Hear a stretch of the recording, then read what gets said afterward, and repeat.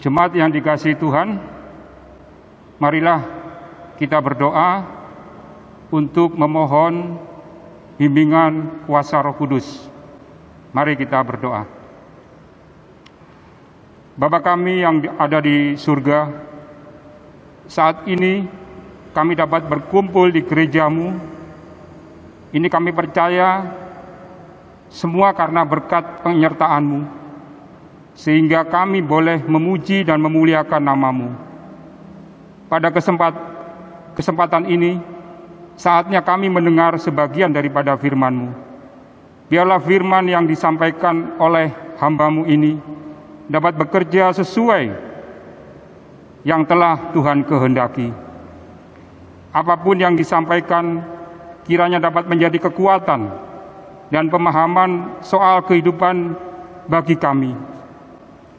Buat kami ya Tuhan, jemaat-jemaat yang sedang saat ini berada di gereja ini, biarlah kami menjadi pendengar yang baik, sehingga dapat memahami firman-Mu yang ingin disampaikan. Terima kasih ya Tuhan, di dalam nama Tuhan Yesus Kristus, haleluya, amin.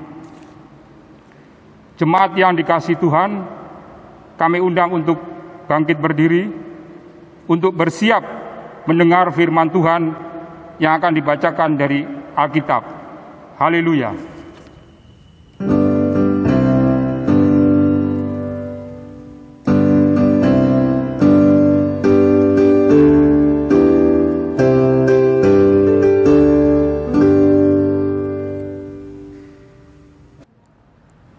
Bacaan Alkitab dalam ibadah ini terambil dari Yesaya 56 ayat 1 sampai dengan ayat yang ke-8 yang menyatakan, penggenapan keselamatan dan syarat-syaratnya. Keselamatan adalah bagi semua orang. Beginilah firman Tuhan, taatilah hukum dan tegakkanlah keadilan, sebab sebentar lagi akan datang keselamatan yang daripadaku, dan keadilanku akan dinyatakan. Berbahagialah orang yang melakukannya dan anak manusia yang berpegang kepadanya, yang memelihara hari Sabat dan tidak menajiskannya, dan yang menahan diri dari perbuatan jahat. Janganlah orang asing yang menggabungkan diri kepada Tuhan berkata, sudah tentu Tuhan hendak memisahkan aku daripada umat-Nya. Dan janganlah orang kebiri berkata, sesungguhnya aku ini pohon yang kering. Sebab beginilah firman Tuhan kepada orang-orang kebiri yang memelihara hari-hari Sabatku dan yang memilih apa yang ku kehendaki dan yang berpegang kepada perjanjianku. Kepada mereka akan kuberikan dalam rumahku dan di lingkungan tembok-tembok kediamanku suatu tanda peringatan, dan nama itu lebih daripada anak-anak lelaki dan perempuan. Suatu nama abadi yang tidak akan lenyap akan kuberikan kepada mereka. Dan orang-orang asing yang menggabungkan diri kepada Tuhan untuk melayani Dia, untuk mengasihi nama Tuhan dan untuk menjadi hamba-hambanya. Semuanya yang memelihara hari Sabat dan tidak menajiskannya, dan yang berpegang kepada perjanjianku. Mereka akan kubawa ke gunungku yang kudus, dan akan kuberi kesukaan di rumah doaku. Aku akan berkenan kepada korban-korban bakaran dan korban-korban sembelihan mereka yang dipersembahkan di atas mezbahku. Sebab rumahku akan disebut rumah doa bagi segala bangsa. Demikianlah firman Tuhan Allah yang menghimpun orang-orang Israel yang terbuang. Aku akan menghimpun orang kepadanya lagi, sebagai tambahan kepada orang-orangnya yang telah terhimpun. Demikian pembacaan Alkitab. Hendaklah firman Tuhan dengan segala kekayaannya diam di dalam hatimu, dan ucaplah syukur kepada Allah.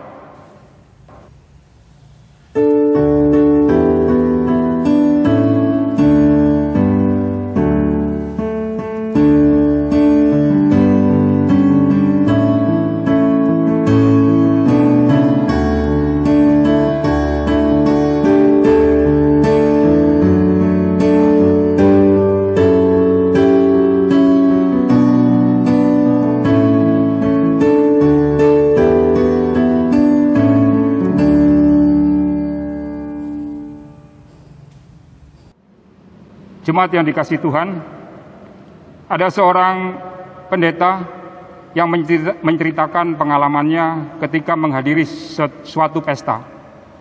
Pada saat pendeta ini sampai ke pesta dan mengantri untuk masuk, penerima tamu sama sekali tidak mengenal sang pendeta tersebut. Ia bahkan diperlakukan berbeda dari tamu-tamu yang ada di depannya.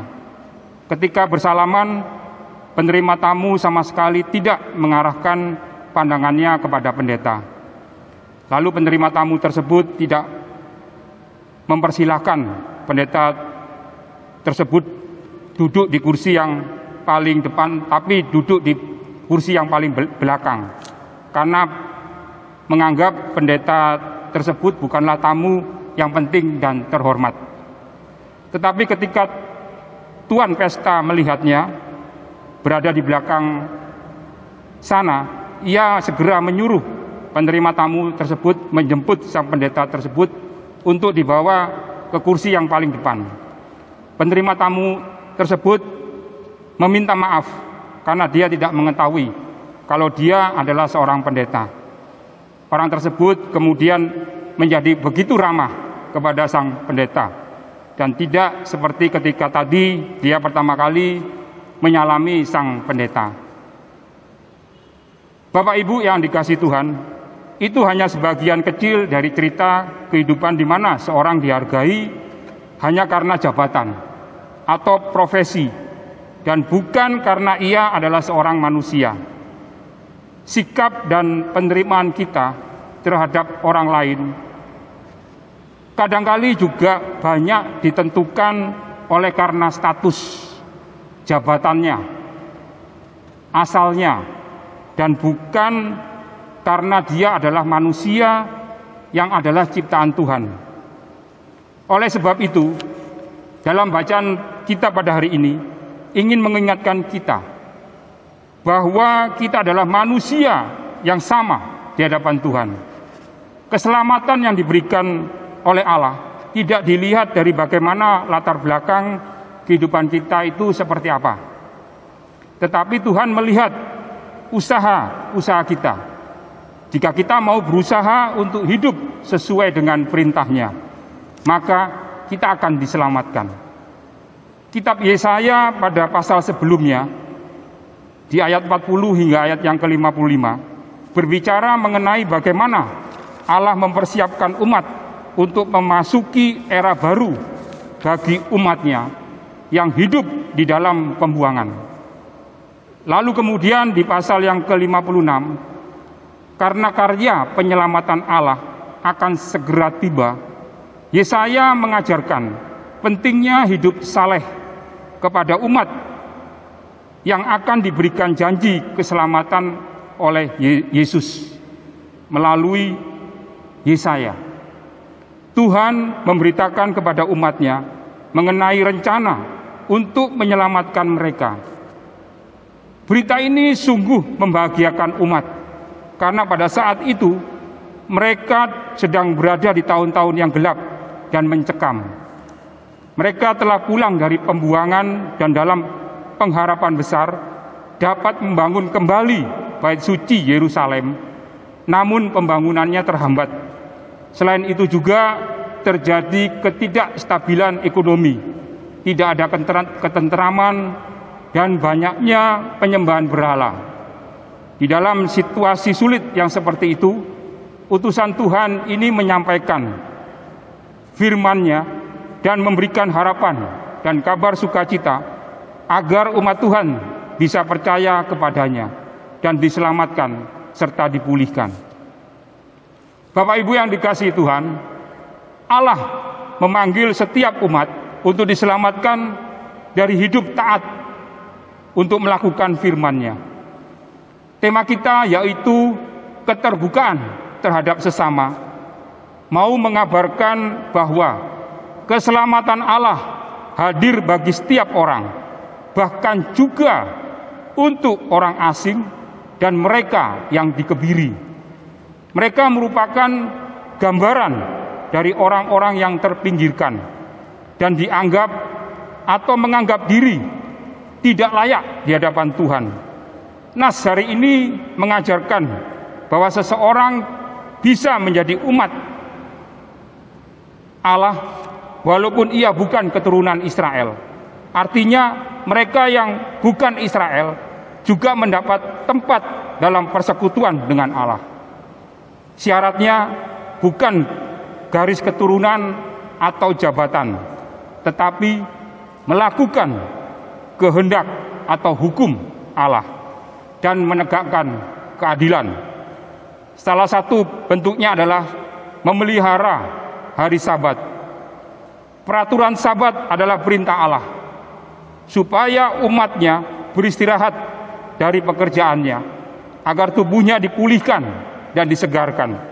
Banyak orang melanggar Sabat bukan hanya dengan bekerja, tetapi dengan memaksa orang lain untuk bekerja. Inilah ketidakadilan. Menegakkan keadilan berarti ia tidak lagi berlaku tidak adil terhadap sesamanya. Sebab status sosial, ras, dan bangsa tidak menjadi penghalang seseorang untuk bersekutu dengan Allah di dalam rumahnya yang kudus. Bukti Kristen sejati adalah ketaatan kepada kehendak Allah melalui hidup kudus, adil, dan penuh kasih. Ketaatan ini harus diawali dengan hati yang bersuka cita, bukan karena terpaksa.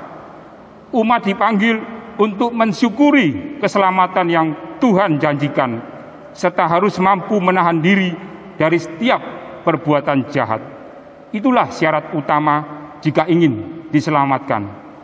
Jadi, ketika firman Allah telah diberitakan, tugas kita yaitu untuk senantiasa melakukannya di dalam kehidupan kita sehari-hari. Tuhan sudah menyediakan keselamatan kepada kita semua. Apakah kita mau untuk menerima keselamatan itu? Jika mau, maka kita harus hidup di dalam perintah-perintahnya. Komitmen hidup taat merupakan jembatan kita untuk hidup lebih dekat dengan firman Tuhan. Sebab jika tidak ada tekad atau kemauan untuk melakukan firman Tuhan secara terus-menerus, maka iman kita akan goyah dan kerohanian kita akan merosot. Komitmen inilah yang akan mendewasarkan kita di dalam iman, sehingga kita semakin hari semakin berkenan di hadapan Tuhan. Jemaat yang dikasihi Tuhan, sejauh manakah kita telah menyatakan syukur atas keselamatan yang sudah Tuhan berikan? Apa yang kita sudah perbuat untuk Tuhan? Apakah selama ini hidup kita lebih banyak kita pakai untuk hal-hal yang positif atau hal-hal yang negatif? Jemaat yang dikasihi Tuhan, Allah sungguh penuh kasih karunia. Kasih dan keselamatannya tercurah bagi semua orang, bukan hanya bagi umat pilihan yang dipilih oleh Allah sebelumnya. Pada bagian ini Allah ingin kembali mengingatkan akan keselamatan untuk semua orang yang percaya kepada Kristus. Keselamatan dari Allah pada umumnya karena ditujukan bagi orang percaya dan mau melakukan kehendaknya. Dalam arti Kristus hanya menyelamatkan orang yang mau percaya dan menerima Dia sebagai Tuhan dan Juru Selamat secara pribadi.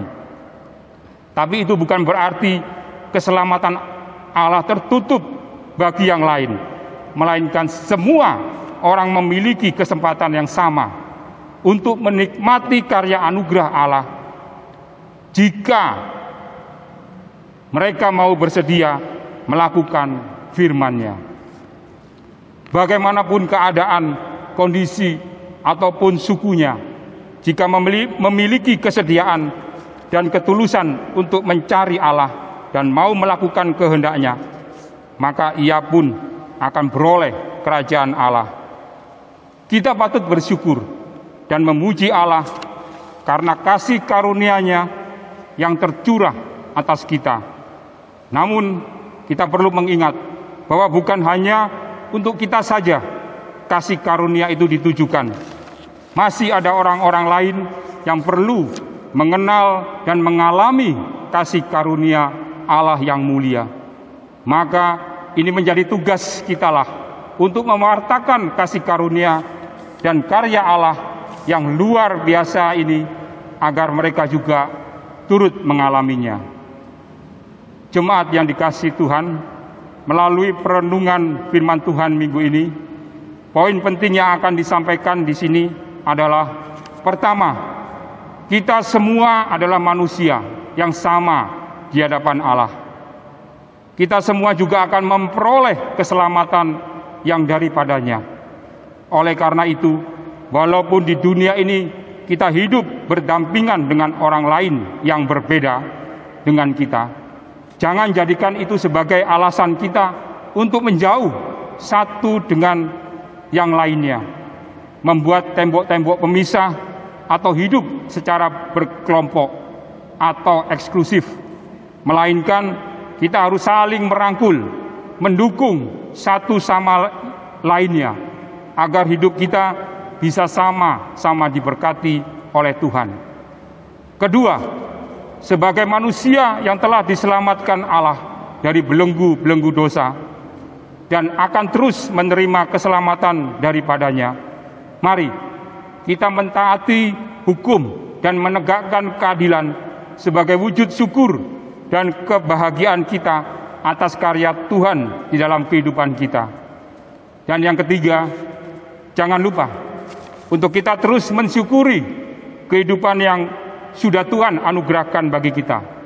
Mari kita hidupi kehidupan kita dengan taat dan setia kepadanya, karena hidup ini adalah kesempatan untuk bisa melayani Tuhan. Jadi janganlah menyia-nyiakan berkat yang sudah Tuhan berikan, karena hidup kita harus menjadi hidup yang menjadi dan membawa berkat bagi sesama kita. Haleluya, amin.